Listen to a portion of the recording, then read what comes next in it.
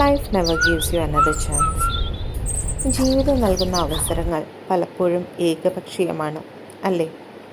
നഷ്ടപ്പെട്ട നിമിഷങ്ങൾ തിരികെ ലഭിക്കില്ല എന്ന യാഥാർത്ഥ്യത്തെയാണ് ഈ വാചകം സൂചിപ്പിക്കുന്നത്.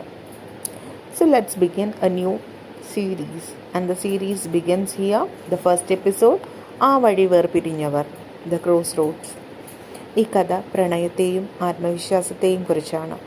ഒരു നിമിഷത്തെ മൗനം എങ്ങനെ ഒരു ജീവിതത്തെ മാറ്റിമറിക്കുന്നു എന്ന് നോക്കാം. 5 വർഷം മുമ്പ് ഒരു മഴയുള്ള വൈകുന്നേരം പ്രജീഷും സാന്ദ്രയും ഒരു കഫേയിൽ വെച്ച് തർക്കിക്കുകയാണ്. പ്രജീഷിന് വിദേശത്ത് ജോലി കിട്ടിയിരിക്കുന്നു. സാന്ദ്ര കൂടെ വരണമെന്ന് അവൻ ആഗ്രഹിക്കുന്നു, കാരണം അവന് സാന്ദ്രയെ അത്രമാത്രം ഇഷ്ടമാണ്. എന്നാൽ തൻ്റെ കുടുംബത്തെ വിട്ടുവരാൻ അവൾക്ക് കഴിയില്ല. എത്ര ഇഷ്ടമുണ്ടെങ്കിലും ഇഷ്ടമുള്ളവരോട് ഒന്നും നോക്കാതെ പെരുമാറുക എന്നുള്ളത് ഒരു സ്വാഭാവികമായിട്ടുള്ളൊരു രീതിയാണ്. അതിൻ്റെ കൂടെ കുറച്ച് ഈഗോയും കൂടി ആയാൽ പറയണ്ടല്ലോ. നീ വന്നില്ലെങ്കിൽ നമ്മുടെ ബന്ധം ഇവിടെ അവസാനിക്കും എന്ന് പ്രജീഷ് ദേഷ്യത്തിൽ പറയുന്നു.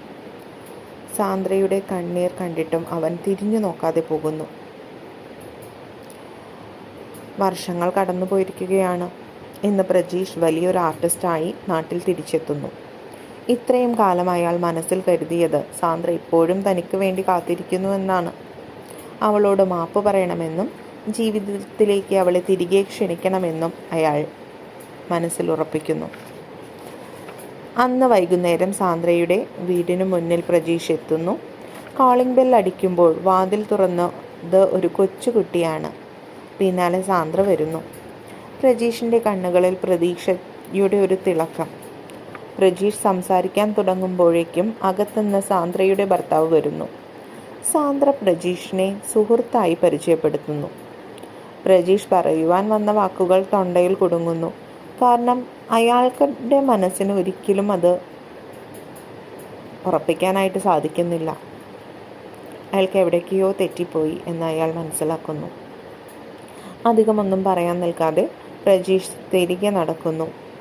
വഴിയിൽ വെച്ച് തൻ്റെ ഡയറിയിൽ അയാൾ ഇങ്ങനെ കുറിക്കുന്നു: ജീവിതം ഒരു പുസ്തകം പോലെയാണ്. ചില പേജുകൾ നമ്മൾ തന്നെ വലിച്ചു കീറിയാൽ അതൊട്ടിക്കാൻ പിന്നീട് ലോകം മുഴുവൻ നൽകിയാലും കഴിയില്ല. ഈ കഥയിൽ നിന്ന് മനസ്സിലാക്കേണ്ട കുറച്ച് കാര്യങ്ങളില്ലേ നമുക്ക്? എന്തൊക്കെയാണ് ആ കാര്യങ്ങൾ? 1, വാശി. നമുക്ക് ഒന്നിനും കാരണമാകാത്ത രീതിയിൽ വാശി വന്നു കഴിഞ്ഞാൽ നമ്മൾ ചിന്തിക്കുന്നതും പ്രവർത്തിക്കുന്നതുമായിട്ടുള്ള കാര്യങ്ങൾ വളരെ വ്യത്യസ്തമായിരിക്കും. പിന്നീട് നമുക്ക് പറയേണ്ടത്, എത്രത്തോളം സ്നേഹമുണ്ട് നമ്മൾ തമ്മിൽ എന്ന് പറഞ്ഞു കഴിഞ്ഞാലും ഈഗോ എന്ന് പറയുന്ന ഒരു കാര്യമുണ്ടെങ്കിൽ അത് നമ്മുടെ ലൈഫിനെ എവിടെയാണ് എത്തിക്കുന്നത്? ഇവർ രണ്ടുപേരും പ്രണയത്തിലായിരുന്നു.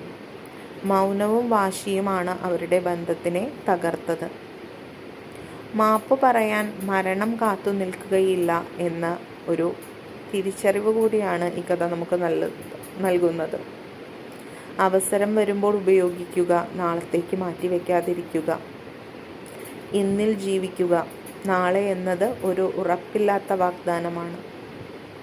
ഇത്രയും കാര്യങ്ങൾ പറഞ്ഞുകൊണ്ട് നമുക്ക് ഇന്നത്തെ കഥ അവസാനിപ്പിക്കാം.